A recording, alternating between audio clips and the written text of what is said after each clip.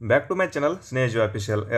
ನಾನು ಇವತ್ತು ಡಿಸ್ಕಸ್ ಮಾಡ್ತಿರ್ತಕ್ಕಂಥ ವಿಷಯ ಯಾವಪ್ಪ ಅಂತಂದ್ರೆ CISF ಒಳಗಡೆ 1161 ಟ್ರೇಡ್ಸ್ಮನ್ ಹುದ್ದೆಗಳಿಗೆ ಅರ್ಜಿಯನ್ನು ಕರೆದಾರಂತೇಶಿಂದ ಭಾಳಷ್ಟು ದಿನದಿಂದ ನ್ಯೂಸ್ ಒಳಗೆ ನೋಡಾಕತ್ತಿದ್ರಿ. ನನಗೆ ಹೇಳಾಕತ್ತಿದ್ರಿ ಸರ್ ವಿಡಿಯೋ ಮಾಡಿ ಹಾಕ್ರಿ ಅಂತೇಶಿಂದ. ಎಲ್ಲಿ ತನಕ ಅಫಿಷಿಯಲ್ ವೆಬ್ಸೈಟ್ನಾಗ ಬರೋದಿಲ್ಲ ಅಲ್ಲಿ ತನಕ ಯಾವುದೂ ವಿಡಿಯೋ ಮಾಡಿ ಹಾಕಲ್ಲ ಅಂತೇಶಿ ನಿಮಗೆಲ್ಲನೂ ಗೊತ್ತಿರುತ್ತೆ. ಇದು ಅಫಿಷಿಯಲ್ ವೆಬ್ಸೈಟಾಗ ಬಂದಿರತಕ್ಕಂಥ ನೋಟಿಫಿಕೇಶನ್.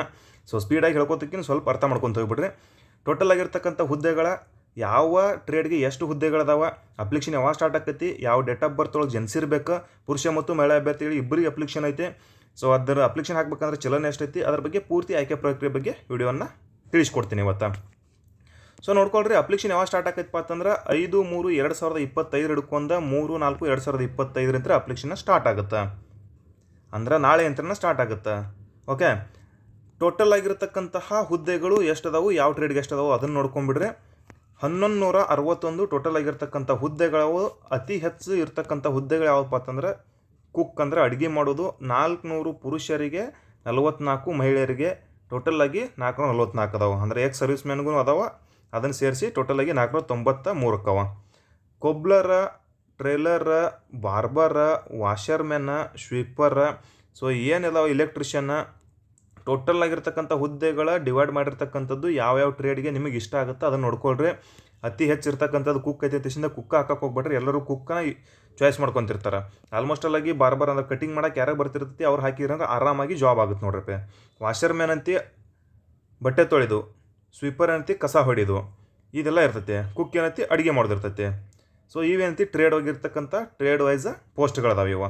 ಇದು ಟೋಟಲ್ ಆಗಿ ಆಲ್ ಇಂಡಿಯಾ ಕರೆದಿರ್ತಕ್ಕಂಥದ್ದು, ಬರೀ ನಮ್ಮ ಕರ್ನಾಟಕ ಕಷ್ಟ ಅಂತಿರಂಗಿಲ್ಲ, ಇದು ಆಲ್ ಇಂಡಿಯಾದೊಳಗೆ ಇರ್ತೈತಿ. ಅಪ್ಲಿಕೇಶನ್ ಹಾಕ್ಲಕ್ಕ 100 ರೂಪಾಯಿ ಇರ್ತೈತೆ. ಅದು ಯಾರಿಗಂದ್ರೆ OBC ಮತ್ತು ಜನರಲ್ ಕಾಸ್ಟ್ದವ್ರಿಗೆ, SC ST ದವ್ರಿಗೆ, ವುಮೆನ್ದವ್ರಿಗೆ, ಎಕ್ಸ್ ಸರ್ವಿಸ್ ಮೆನ್ದವ್ರಿಗೆ ಯಾವುದು ಚಲನ ಇರೋದಿಲ್ಲ. ಪೇಮೆಂಟ್ ಇದಕ್ಕೂ ಸೂಪರ್ ಆಗಿರ್ತೈತಿ. 21,700 ಹಿಡ್ಕೊಂಡು 69,000. ಅಂದ್ರೆ ಸ್ಟಾರ್ಟಿಂಗ್ದಾಗ ನೀವು ಪೇಮೆಂಟ್ ಇಲ್ಲ ಅಂದ್ರೂ 40,000 ರೂಪಾಯಿ ಎಲ್ಲನೂ ಕಟ್ ಮಾಡಿ ನಿಮ್ಮ ಅಕೌಂಟಿಗೆ ಬರ್ತೈತೆ. ಇದು ಮಾತ್ರ ನೆನಪಿರಲಿ. ಆಯ್ಕೆ ಪ್ರಕ್ರಿಯೆ ಏನೈತಿ ನೋಡ್ಕೊಂಡ್ಬಿಡ್ರಿ. ಸ್ಪೀಡಾಗಿ ಹೇಳ್ತೀನಿ, ಸ್ವಲ್ಪ ಅರ್ಥ ಮಾಡ್ಕೊಂತವ್ರಿ. ಮೊದಲಿಗೆ PET ಇರ್ತೈತಿ. ಸೊ ನಾನು ಈಗ ಹೇಳಿದಾಗ ಯಾವುದು ಕೇಳಿರಂಗಿಲ್ಲ, ಮತ್ತು ಹೊಳ್ಳೆ ನನಗೆ ಮೆಸೇಜ್ ಹಾಕ್ತಿರ್ತೀರಿ, ಸರ್ CISF ಫಿಸಿಕಲ್ ಇರ್ತೈತಿ ಇಲ್ಲ ಮತ್ತು ಇದೇನು ಇರ್ತೈತಿ ಎಕ್ಸಾಮ್ ಇರ್ತೈತಿ ಅಂತ ಕೇಳ್ತಿರ್ತೀರಿ. ಇಲ್ಲ, ಮೊದಲ PET PST ಅಂದರೆ physical efficiency test, physical standard test, ಅಂದ್ರೆ ಹೈಟ, ವೇಟ, ಚೆಸ್ಟ ಮತ್ತು ರನ್ನಿಂಗ ಈ ಥರ ಇರ್ತೈತಿ. ಅದನ್ನು ಎಷ್ಟು ಇರ್ತೈತಿ ಮುಂದೆ ಹೇಳ್ತೀನಿ. ಎಕ್ಸಾಮ್ ಅದಾದ ಒಳಗೆ ಏನೈತಿ ಟ್ರೇಡ್ ಟೆಸ್ಟ್ ಇರ್ತೈತಿ. ಅದಾದ್ಮ್ಯಾಗ ಎಕ್ಸಾಮ್ ಇರ್ತೈತಿ, final merit. So final merit ಲಾಸ್ಟಿಗೆ ಬರ್ತೈತೆ. ಈ ಥರ ಇರ್ತೈತೆ ಆಯಿತಾ. ಸೊ PST ಅಂದ್ರೆ ಹೈಟ್ ಎಷ್ಟಿರಬೇಕು ಅಂತ ಕೇಳ್ತಿದ್ರಿ. ಹೈಟ್ ನೋಡ್ಕೊಂಬರ್ನು. ಅದಕ್ಕಿಂತ ಮುಂಚೆ ಏನೈತಿ ಏಜ್ ನೋಡ್ಕೊಳ್ರಿ. ಸೊ ಏಜ್ ಎಷ್ಟಿರಬೇಕು, ಯಾವ ಡೇಟ್ ಆಫ್ ಬರ್ತ್ ಒಳಗೆ ಜನಿಸಿರಬೇಕು ಅದನ್ನು ಒಂದು ಸ್ವಲ್ಪ ಕ್ಲಿಯರಾಗಿ ತಿಳ್ಕೊಂಬಿಡ್ರಿ. ಒಳ್ಳೆ ಕೇಳಕ್ಕೆ ಹೋಗ್ಬೇಡ್ರಿ, ಸರ್ ನಂದು ಈ ಡೇಟ್ ಆಫ್ ಬರ್ತ್ ಒಳಗೆ ಜನಿಸಿ ನಡೀತೈತೆ ಅಂತೇಶಿಂದ. 18ರಿಂದ 23 ವಯೋಮಿತಿ. ಡೇಟ್ ಆಫ್ ಬರ್ತ್ ನೋಡ್ಕೊಡ್ರಿ.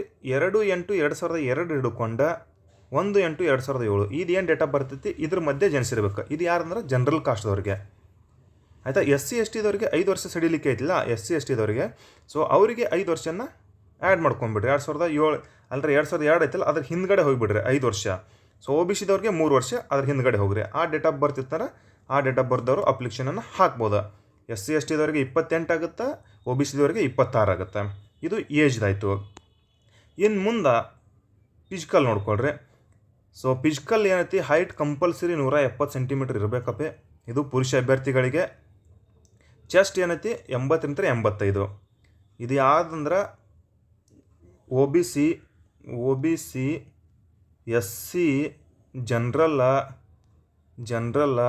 EWS ಇದು ಎಲ್ಲರಿಗೂ ಇಷ್ಟು ಅನ್ವಯ ಆಗುತ್ತಿದೆ. ಸೊ ಇವೇನು ಕಾಸ್ಟ್ ಏನಿಲ್ಲ, ಎಲ್ಲರಿಗೂ 170 ಸೆಂಟಿಮೀಟ್ರ್ ಹೈಟ್ ಇರಬೇಕು, 80ರಿಂದ 85 ಎದೆ ಸುತ್ತಾಡ್ತಾ ಇರಬೇಕು ಆಯಿತಾ. ಮಹಿಳಾ ಅಭ್ಯರ್ಥಿಗಳಿಗೆ ಹೈಟ್ ನೋಡ್ಕೊಳ್ರಿ 157 ಇರ್ತೈತಿ. ಇಲ್ಲಿ ಯಾವುದು ಚೆಸ್ಟ್ ಇನ್ಕ್ಲೂಡ್ ಇರೋಂಗಿಲ್ಲ ಮಹಿಳೆಯರಿಗೆ.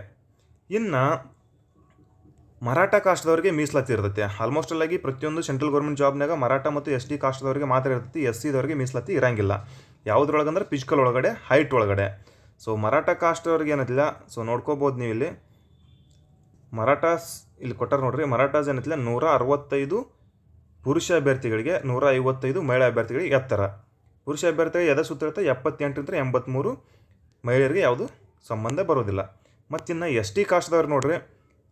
ST ಕಾಸ್ಟ್ದವ್ರಿಗೆ ಏನೈತಿಲ್ಲ 162.5 ಪುರುಷ ಅಭ್ಯರ್ಥಿಗಳಿಗೆ ಎತ್ತರ, 150 ಸೆಂಟಿಮೀಟ್ರ್ ಮಹಿಳೆಯರಿಗೆ. ಎದೆ ಸುತ್ತಳಿತ ಪುರುಷರದ್ದು ಏನೈತಿ 76ರಿಂದ 81 ಉಬ್ಬಿಸಿದ್ರೆ ಆಗ್ಬೇಕು. ಮಹಿಳೆಯರಿಗೆ ಯಾವುದು ಇರೋದಿಲ್ಲ. ಸೊ ಇದು ಹೈಟು ವೇಟು ಚೆಸ್ಟ್ ಆಯ್ತು. ಅಂದ್ರೆ PST ಫಿಸಿಕಲ್ ಸ್ಟ್ಯಾಂಡರ್ಡ್ ಟೆಸ್ಟ್ ಅಂದ್ರೆ ರನ್ನಿಂಗ್ ಎಷ್ಟು ಇರ್ತೈತಿ ಅದನ್ನ ನೋಡ್ಕೊಳ್ರಿ. PST ಆಯ್ತಲ್ಲ, ಫಿಸಿಕಲ್ ಸ್ಟ್ಯಾಂಡರ್ಡ್ ಟೆಸ್ಟ್ ಮುಗೀತು. PET ಫಿಸಿಕಲ್ ಎಫಿಷಿಯನ್ಸಿ ಟೆಸ್ಟ್ ಅಂತಾರೆ ಇದಕ್ಕೆ. ಇಲ್ಲಿ ನೋಡ್ರಿ, ಪುರುಷರಿಗೆ 1.6 ಕಿಲೋಮೀಟರ್ ಅಂದ್ರೆ 16 ಮೀಟರ್ ರನ್ನಿಂಗ್ ಇರ್ತೈತಿ, 6 ನಿಮಿಷ 30 ಸೆಕೆಂಡ್ ಸಮಯ ಇರ್ತೈತಿ. ಮಹಿಳೆಯರಿಗೆ ಅಂತ 800 ಮೀಟರ್ ರನ್ನಿಂಗ್ ಇರ್ತೈತಿ, 4 ನಿಮಿಷ ಸಮಯ ಇರ್ತೈತಿ. ಇಷ್ಟ ಇರ್ತೈತಿ. ಉದ್ದ ಜಿಗಿತ, ಎತ್ತರ ಜಿಗಿತ, ಗುಂಡು ಎಸೆತ ಯಾವುದೂ ಇರಂಗಿಲ್ಲ. ಇದಾಯ್ತಂದ್ರೆ ಮುಂದೇನೈತಿ ಎಕ್ಸಾಮ್ ಇರ್ತೈತಿ. ಎಕ್ಸಾಮ್ ಅಲ್ಲ, ಅದಕ್ಕಿಂತ ಮುಂಚೆ ಏನು ಬರ್ತಿಲ್ಲ, document verification, trade test. Trade ನೀವು ಯಾವ್ದು ಅಪ್ಲೈ ಮಾಡಿರ್ತೀರಿ ಅದ್ರದ್ದು ಕೆಲಸ ಮಾಡಕ್ಕೆ ಹಚ್ತಾರೆ, ಚಪಾತಿ ಮಾಡಕ್ಕೆ ಹಚ್ತಾರೆ, ಅಡುಗೆ ಮಾಡೋದು ಕುಕ್ ಇತ್ತಂದ್ರೆ ಇಲ್ಲೆಲ್ಲ ಅದ ನೋಡ್ರಿ, ನೋಡ್ಕೊಂತ ಹೋಗ್ಬಿಡ್ರಿ. ಕುಕ್ಕು, ಬೂಟ್ ಮೇಕರ್, ಕೊಬ್ಲರ್, ಟ್ರೇಲರ್. ಸೊ ಏನೈತಿಲ್ಲ ಅದಕ್ಕೆ ಸಂಬಂಧಪಟ್ಟಿರ್ತಕ್ಕಂಥದ್ದು ಏನೈತಿಲ್ಲ ಪ್ರತಿಯೊಂದಕ್ಕೂ ಬಾರ್ಬರು ಅಂದ್ರೆ ಕಟಿಂಗ್ ಮಾಡಕ್ಕೆ ಹಚ್ತಾರೆ, ವಾಷರ್ಮ್ಯಾನ್ ಅಂದ್ರೆ ಒಗ್ಯಾಣ ಒಯ್ಯಕ್ಕೆ ಹಚ್ತಾರೆ, ಸ್ವೀಪರ್ ಅಂದ್ರೆ ಕಸ ಹೊಡ್ಯಕ್ಕೆ ಎಲ್ಲನೂ ಹಚ್ತಾರೆ. ಅದಾದ್ಮ್ಯಾಗ ಅದ್ರಾಗೆಲ್ಲ ಸೆಲೆಕ್ಟ್ ಆದ್ರಿ ಅಂದರೆ ಅವಾಗೇನೈತಿ ಇಂತಿಷ್ಟ ಒಂದು ಪೋಸ್ಟಿಗೆ ಇಂತಿಷ್ಟು ಹುಡುಗರು ಅಂತ ಹೇಸಿಂದ ಆಯ್ಕೆ ಮಾಡ್ಕೊಂಡು ಎಕ್ಸಾಮ್ಗೆ ಇದನ್ನು ಮಾಡ್ತಾರೆ. ಸೊ ಎಕ್ಸಾಮ್ ಪ್ಯಾಟರ್ನ್ ಇರ್ತೈತಿ, ಅದನ್ನು ನೋಡ್ಕೊಳ್ರಿ. ಎಷ್ಟು ಮಾರ್ಕ್ಸಿನ ಕ್ವಶನ್ ಇರ್ತಾವೆ, 100 ಕ್ವಶನ್ಗಳು ಇರ್ತಾವೆ, 100 ಮಾರ್ಕ್ಸ್ ಇರ್ತೈತಿ. ಸೊ ಆಲ್ಮೋಸ್ಟಲ್ಲಾಗಿ general knowledge, maths, mental ability, English or Hindi grammar ಆಲ್ಮೋಸ್ಟಲ್ಲಾಗಿ ಕೇಂದ್ರ ಸರ್ಕಾರದ ಎಲ್ಲ ಹುದ್ದೆಗಳಿಗೆ ಬರುವಂಥ ಸಿಲೆಬಸ್ ಒಂದಾಗಿರ್ತೈತಿ. ಸೊ ಅದಕ್ಕೆ ಸಂಬಂಧಪಟ್ಟಿರ್ತಕ್ಕಂಥ ಸಿಲೆಬಸ್ ಇದಾಗಿರ್ತೈತಿ. ಅದಾದ್ಮೇಲೆ ಏನೈತಿ ಫೈನಲ್ ಮೆರಿಟ್ ಬರ್ತೈತಿ. ಮೆಡಿಕಲ್ಲ. ಸೊ ಮೆಡಿಕಲ್ ಆದ್ಮೇಲೆ ಫೈನಲ್ ಮೆರಿಟ್ ಇರ್ತೈತಿ. ಮೆಡಿಕಲ್ ಒಳಗೈತಿ ಯಾವುದು ಆರ್ಮಿ ಒಳಗೆ ನೀವು ಆಲ್ಮೋಸ್ಟಲ್ಲಾಗಿ ಕೊಟ್ಟು ಬಂದಿರ್ತೀರಿ ಮೆಡಿಕಲ್, ಅದೇ ರೀತಿ ಮೆಡಿಕಲ್ ಇರ್ತೈತಿ. ಇದನ್ನು ಬಿಟ್ಟು ಯಾವುದೂ ಚೇಂಜಸ್ ಇರೋಂಗಿಲ್ಲ. ಮತ್ತು ಇನ್ನೊಂದು ಏನು ಕೇಳ್ತಿರ್ತೀನಿ ಅಂದ್ರೆ ಕುಕ್ಗೆ ಸರ್ಟಿಫಿಕೇಟ್ ಬೇಕಂತ ಕೇಳ್ತಿರ್ತೀರಿ. ಆಲ್ಮೋಸ್ಟಲ್ಲಾಗಿ ಇದ್ರೊಳಗಂತೂ ಕೊಟ್ಟಿಲ್ಲ ಅವ್ರ ಸರ್ಟಿಫಿಕೇಟ್ ಬೇಕಂತ ಹೇಳ್ಕಿಸಿಂದ ಕೇಳ್ತಿರ್ತಾರೆ. ಆದಷ್ಟು ನೀವೇನೈತಿಲ್ಲ NSQS ಸರ್ಟಿಫಿಕೇಟ್ ತೆಗಿಸಿಟ್ರೆ ಒಳ್ಳೆಯದು. ಎಕ್ಸ್ಪೀರಿಯನ್ಸ್ ಸರ್ಟಿಫಿಕೇಟ್ 3 ವರ್ಷ 2 ವರ್ಷದ ಅಂತೇಶಿಂದ ತೊಗೋತಿರ್ತಾರೆ. ಒಟ್ಟಾರೆ ಏನೈತಿ ನಿಮಗೆ ಕೆಲಸ ಮಾಡೋಕೆ ಹಚ್ಕಿಸಿಂದ ಅದನ್ನು ನೋಡ್ತಿರ್ತಾರೆ. ಆಯಿತಾ? ಸೊ ಯಾವ ಕಾಸ್ಟಿಗೆ ಯಾವುದು ಏನಂತೇಶಿಂದ ಪೂರ್ತಿ ಇದು ಏನು ನೋಟಿಫಿಕೇಶನ್ ಬೇಕಂದ್ರೆ ನನ್ನ ಸ್ನೇಜು ಅಫಿಷಿಯಲ್ ಟೆಲಿಗ್ರಾಮ್ದಾಗ ನೋಟಿಫಿಕೇಶನ್ ಹಾಕಿರ್ತೀನಿ. ಈ ನೋಟಿಫಿಕೇಷನನ್ನು ನೋಡ್ಕೊಳ್ರಿ. ಯಾವ ಪೋಸ್ಟ್ ಹೆಂಗೆ ಪೂರ ಮತ್ತು ಡಿವೈಡ್ ಆಗಿ ಕುಕ್ಕ ಯಾವ ಕಾಸ್ಟಿಗೆ ಎಷ್ಟು ಅದಾವ ಏನಂತೇಶಿಂದ ನಾರ್ತನ್ ನಮ್ಮದು ಬರ್ದು ಸೌತ್ ಸೆಕ್ಟರ್ ಒಳಗಡೆ, ಸೌಟರ್ನ್ ಸೆಕ್ಟರ್ ಅಲ್ಲ, ಸೌತ್ ಸೆಕ್ಟರ್ ಏನು ಬರ್ತೈತಿಲ್ಲ ಅದು. ಸೊ ಇದ್ರೊಳಗಡೆ ಏನೈತಿಲ್ಲ ನಮ್ಮ ಹುದ್ದೆಗಳು ಏನದಲ್ಲ, ನಮ್ಮ ಕರ್ನಾಟಕ, ತಮಿಳ್ನಾಡು, ಆಂಧ್ರ, ಕೇರಳ, ತೆಲಂಗಾಣ ಏನು ಬರ್ತೈತಿ ಅದು ಸೌತ್ ಸೆಕ್ಟರ್ನಾಗ ಬರ್ತೈತಿ. ಇದು ಏನೈತಿ ನಮಗೆ ಬಂದಿರತಕ್ಕಂಥ ಹುದ್ದೆಗಳ. ಕರ್ನಾಟಕ ಸ್ಟೇಟ್ ವೈಸ್ ಇರೋಂಗಿಲ್ಲ, ಇದು ಆಲ್ ಇಂಡಿಯಾ ಮೆರಿಟ್ ನಿಲ್ತೈತಿ. ಆಲ್ ಇಂಡಿಯಾನ ಎಲ್ಲನೂ ಆಗ್ತಿರ್ತೈತಿ. ಓಕೆ, ಸೊ ಕೊಟ್ಟಿರ್ತಕ್ಕಂಥ ಮಾಹಿತಿ ನಿಮ್ಗೆ ಇಷ್ಟ ಐತಿ ಅಂತ ಅನ್ಕೊಂಡು ಎಲ್ಲರೂ ಒಳ್ಳೆಯದಾಗಲಿ, ಆದಷ್ಟು ಉಪಯೋಗನ ತೆಗೆದುಕೊಳ್ರಿ. God bless you all. ಜೈ ಹಿಂದ್.